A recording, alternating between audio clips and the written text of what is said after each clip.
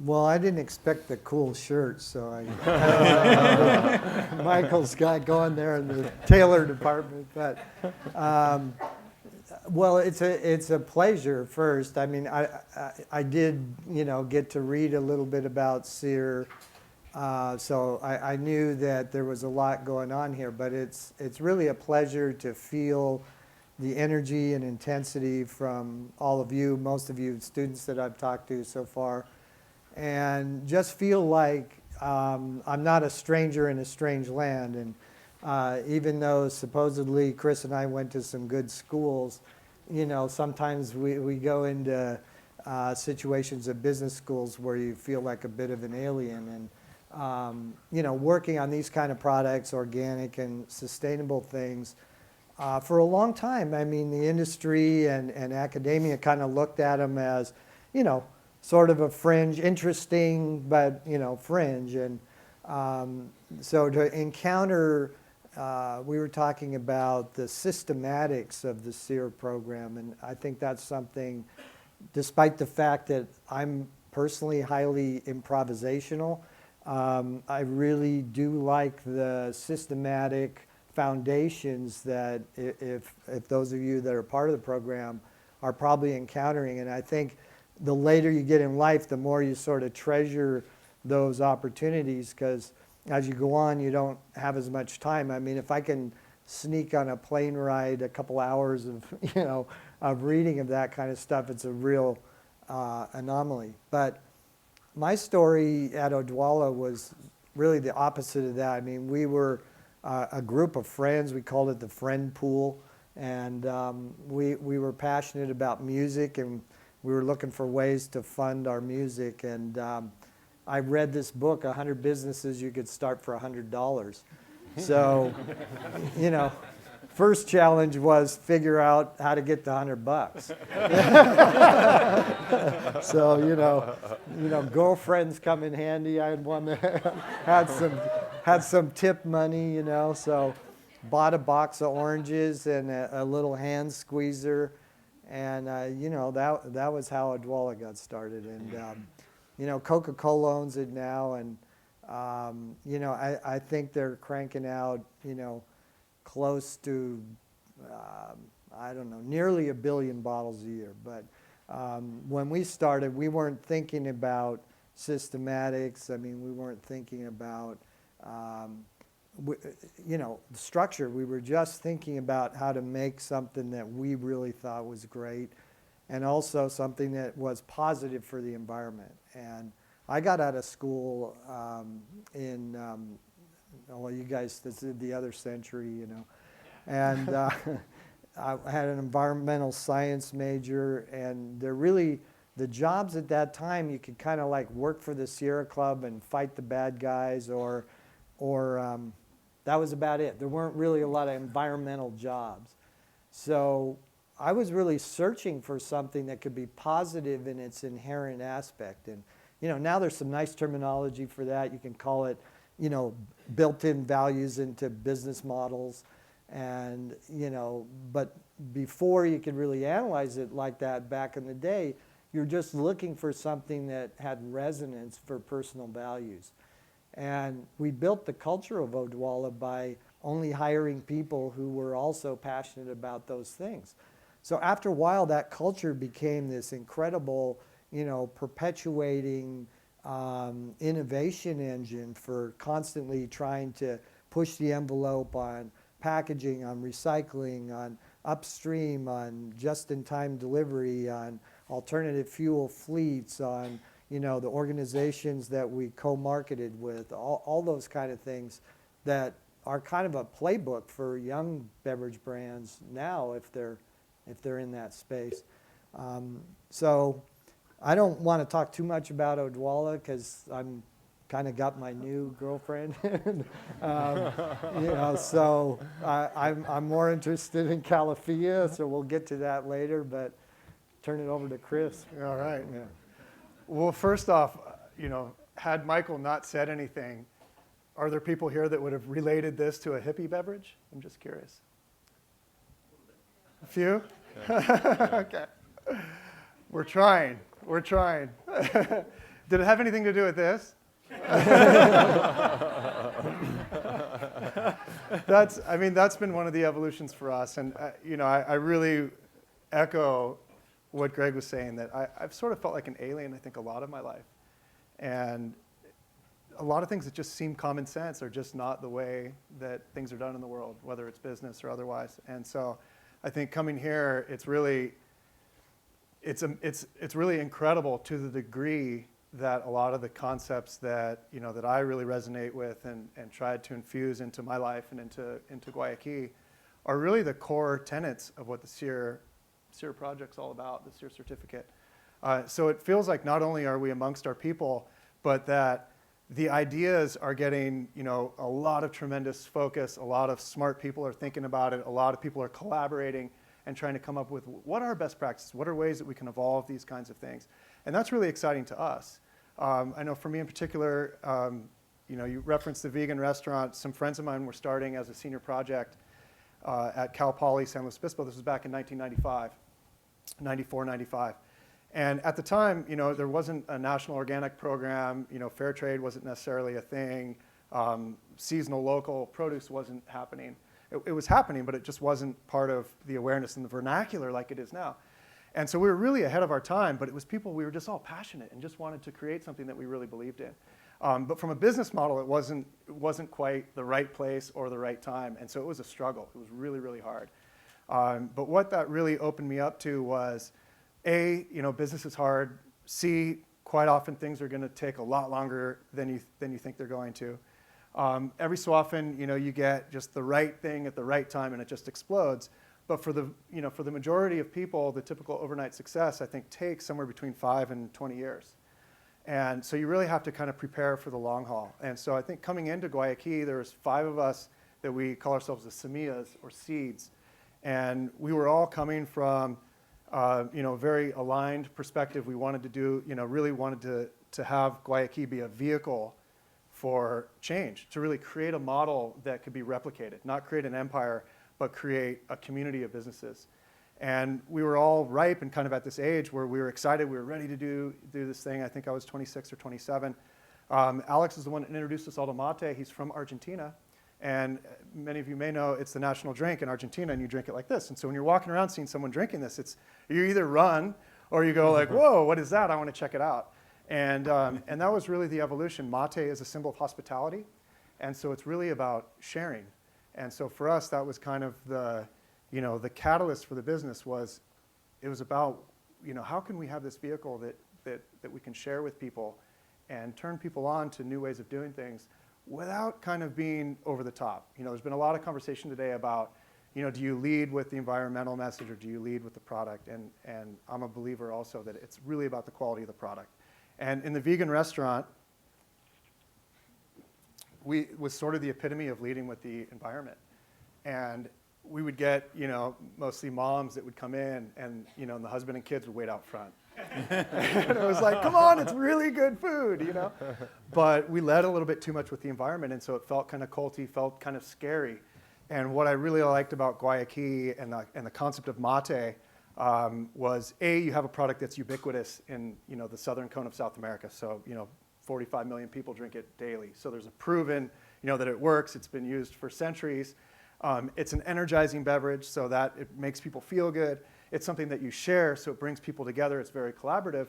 And then the really interesting piece on top of all that is that it natively grows in the rainforest, but nobody grows it that way anymore. And so it was like, wow, if we could take this product that natively grows in the rainforest, bring it back to the forest, integrate the people that live in the forest and depend on it for their daily sustenance, for their lifelong goals. It's actually, in many ways, the forest is their ATM. And if we could find ways to do it more sustainably, and at the same time help kind of structure governance and help communities that had maybe been hunter-gatherers that were all of a sudden now brought into this whole new way of life, kind of think through what is it that they want to do? How do they want their lives to be? What are the things that are important to them? And so as money now can come into that community, they can decide in advance what they want to allocate it to, so it has less likelihood of just being dispersed into kind of frivolous things, which is traditionally what's happened when an NGO would come in. So, you take all these things together, and in a way, it just felt obvious. It just felt like this is, of course, what we want to do. But I'm looking at, the SEER model, and it's like, check, check, check, check. Those 4 principles. Indigenous communities always have surplus, which we would call profit, because you want to be able to trade with other communities. You want to be able to have something set aside for future needs to invest in the future, or if you have a bad crop or whatnot. And so I think that really is an integral part. And I think part of where we saw that as a business, we could really leverage the power of business, and we could go out and lead with the power of this energizing beverage, and have the environmental and social side built into it. And at different times, we've led with it probably more than we should, and that's, I think a lot of people have resonated with the hippie side of it. And, part of it was we had a hippie bus for a long time, driving around the country. But that was 15 years ago. It's time to move on. So I think that's really how we want to establish the product now, as something that stands on its own, that as you learn more about it, you feel better and better, because it's on this really strong environmental social foundation, and it's really built into everything that we do. So could you guys tell us about, that's great. Hey, the hippie thing was like, I'm an old hippie too. It was a compliment. Well, I have teenage kids, and hippie's not a compliment at this juncture. Okay. All right, thank you. So I was wondering if you guys could address, compare and contrast. One company has decided to grow organically, and Greg, you took your company and decided to go all the way and take it public and sell to Coke, a very large company. And we heard earlier from Air talking about, okay, I'm going to be the McDonald's because I can do more good. And so we hear all these different things. Can you just tell us what your thinking is about that? I mean, couldn't you put mate in if you sold out, couldn't it be a billion-dollar company much faster? What do you think about that? Greg, when you went through the process of deciding to have a liquidity event, what were you thinking about? Can the value stay intact as that happens, et cetera? Well, when you go through various experiences, it's never as tidy as it looks from the outside. I mean, it's one of the things that you guys should all take away. So for me, it's important to think about these things actually ahead of time. It's one of the weaknesses of entrepreneurs sometimes is that they're so passionate about the product or, getting the thing out there that they don't really think about where the money's going to come from, who they're going to take it from, what the actual model is going to be. So, I think to be really successful in the long run, you have to kind of have this triangle between, the passion and purpose. And really successful entrepreneurs are inspiring to other people because they're connected to their purpose. So that, that coupling where there's no, it's not a job. I mean, you just can't wait to get out of bed in the morning most of the time. And then you got to have focus. And so a lot of times, good entrepreneurs know how to hire so they complement their passion dimension with some very focused individuals and other dimensions of the company and other aspects and operations and finance and so on. And then you need, I think, the right business model. And this is a big advantage you all have here with this SEER program because, strategy is a critical part of it. And people say, well, it's sold to Coke. Well, it wasn't my strategy. And I'm happy to tell you, at least I'm honestly telling you, it wasn't my decision and I didn't want to do it.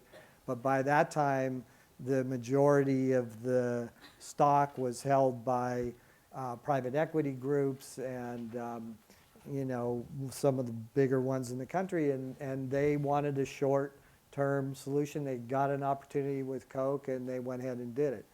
And it's part of the reason I'm back today, doing almond milk and specialty citrus because I really feel like I didn't finish my business, So I wanted to say one other thing about this while it's on my mind, about business models and opportunities and also your own visions. you know, it's important to keep in mind that the world is a mysterious place, and it's not 100% driven by just what you want.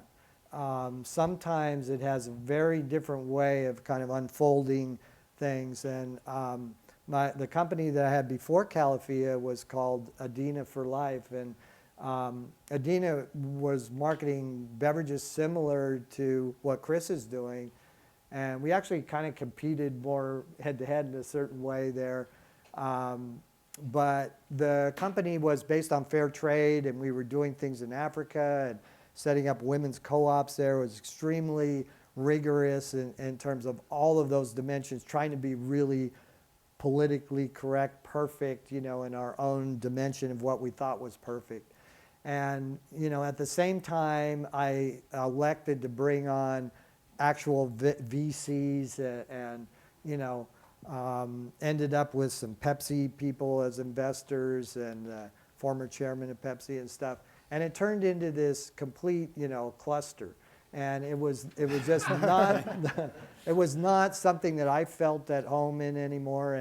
And so I left the company. It was one of the hardest things I could ever do because I talked all my friends into investing in it. So I had all this ego, you know, around whether it was going to succeed. Not only that, just people, I didn't feel it was going anywhere. And I couldn't lead it anymore because there were too many leaders. So, you know, I quit. And the same week, I got a call from this big farmer in the Central Valley that is the largest grower of tangerines. And it just so happened tangerines were my favorite fruit. And at Odwalla, we made a lot of fresh tangerine juice. And I couldn't believe, you know, wow. And he said, well, hey, I got all these extra tangerines. Nobody wants to give me any money for them, you know, the byproduct, you know, the ones that aren't pretty enough to go in the cuties box. And he said, do you think there could be a business there? You could make a business out of it.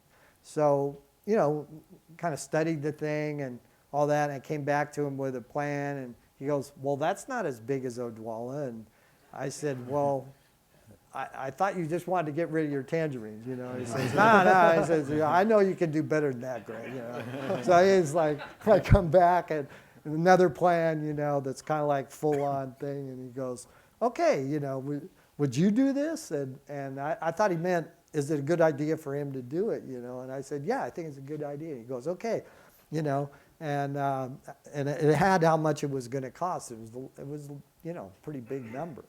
And he said, okay, let's go. And it was the first time, it was the opposite of raising money, because I didn't actually have the intention to take the job, or it was just trying to do a good job for him as far as the report. And, you know, it was like $50 million. And the guy just sized me up, you know, for better or worse, and said, okay, I'm gonna go with this guy.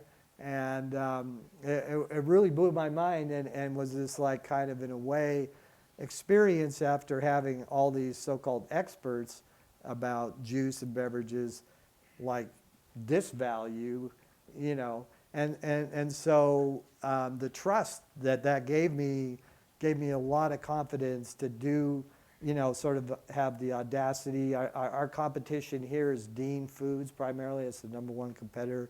If you don't know, they're the largest dairy in the world.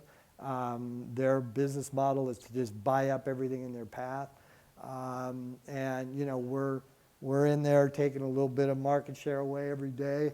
Mm-hmm. And I'm hoping I'm kind of like one of these eco ATMs. You know, you can get smarter with each mistake, but I don't know. It doesn't always work out that way with the human side. So anyway, we're in the running, and it's a similar story to Air, is that, you know, I'm just a big believer in plant-based ecology. I'm an environmental science guy.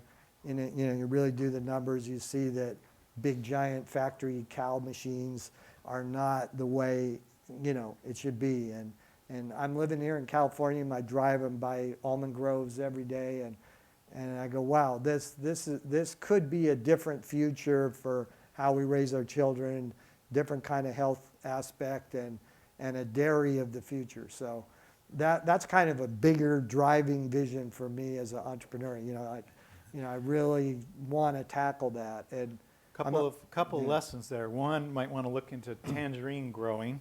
$50 million check, yeah. On the other side of things, Chris, you've grown your business completely different, and haven't taken. Maybe you could tell us about your capital structure and why you're doing it, and what your thinking is, and maybe articulate your path. The sort of roots were started in the natural food restaurant, the vegan restaurant, and there was a part of the vision was always to grow it and have a bunch of units that you could spread and educate and be able to really spread this message. As we got into it and partnering with 60 local farmers, and we were talking earlier about recycling the food waste, working with a university, just really getting deep into the community, it was like, well, maybe we can have more impact by just going deeper with fewer people in a smaller area than we can by going much bigger at bigger scale, but you're really only impacting people at more of a surface level. And I was kind of torn on that. I mean, I really saw both sides to that. And so with Guayaki, because it's not a retail-based business, we sell, we do have one mate cafe at our office. But in general, we're selling to distributors who then sell to stores. So we can expand quickly, but it's very expensive. And so not only on the business of selling the product, but then also bringing that back to what's happening in South America as well, we could look at, well, how do we, instead of going for, our mission is to steward and restore 200,000 acres and create at least 1,000 living wage jobs by 2020. So on one level, wow, huge goal. On another, you see some other companies that will say like, oh, we're working with 10 million farmers on, 5 billion acres. And it's like, well, wait a second, if your revenues are only, $10 million or $20 million, that doesn't really divide out. So you may be working with that many, but you're not really having an impact. And so for us, where we've kind of gone with is like, let's go as deep as we can. So not only with our growers and really partner with the growing communities and really make, be an integral part of each other's lives, but also with the way that we've expanded the business. It's very much a regional type of play. We've got people that are in each market, the markets that we're in, that are the Guayaki person in that market. And they know the market, they know the people, they know the different community events that are happening and can decide how they want to allocate samples and who they want to partner with. And so for us, we felt like, well, if we want to grow that way and we want to have that depth, we need to make sure that we have a capital structure that's aligned with that. And what happens, as we've heard numerous times, but sometimes it's hard to really grasp the full extent of how much time and energy can go into raising money, how much time and energy can go to managing investors, and how much pressure investors can put on you to move in a certain direction. And so for us, we just happily from the get-go decided, what, this might take some time. We want to do it right. And we don't, we want to be able to iterate, because we started out like this, hey, would you like some mate? And, it was a low success rate.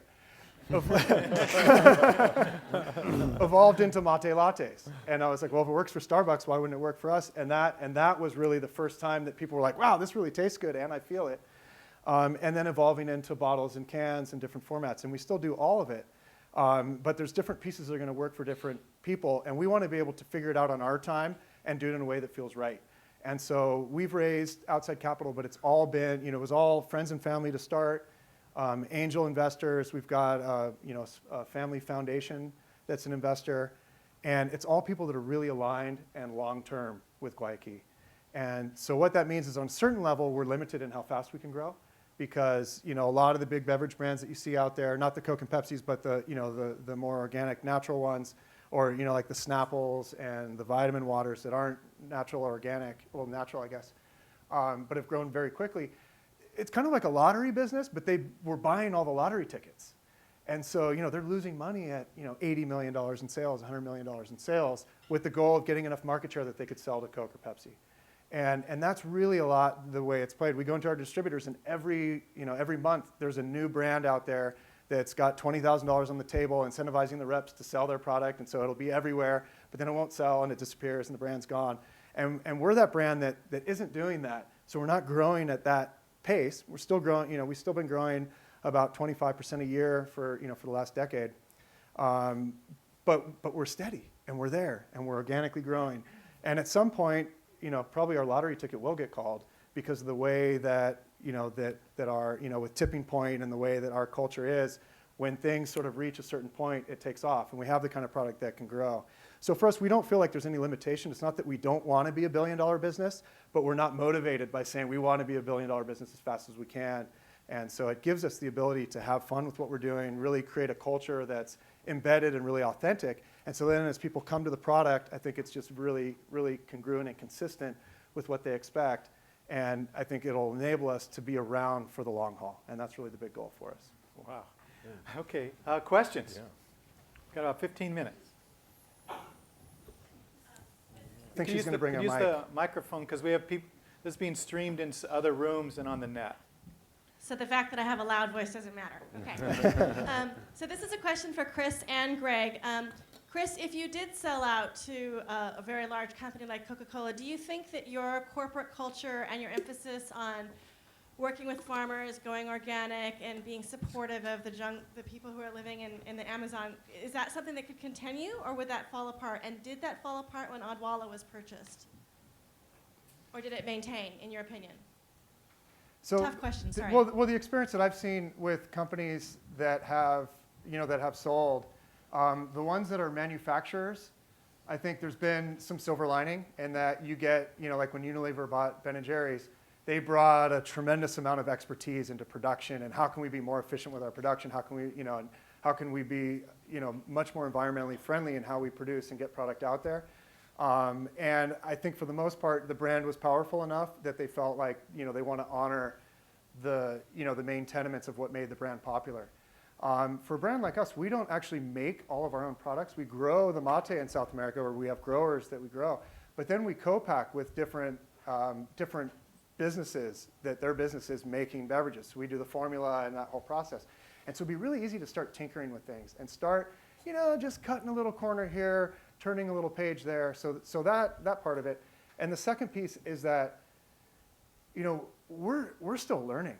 We still feel like we're very much on the cutting edge, less so on the bleeding edge than we were for so long, but still, very close. And so there's a lot of times when things don't go right, but you feel like it's gonna work. We just need to make these tweaks. We need to take the next level. And a lot of times with the bigger companies, their expectation of what success is so large that it's very hard for them to iterate at a smaller and meaningful basis. So I would love it if at some point, I could answer that question and say, oh yes, definitely the vision could continue and the mission continue within those companies. But for the most part, I don't think it can.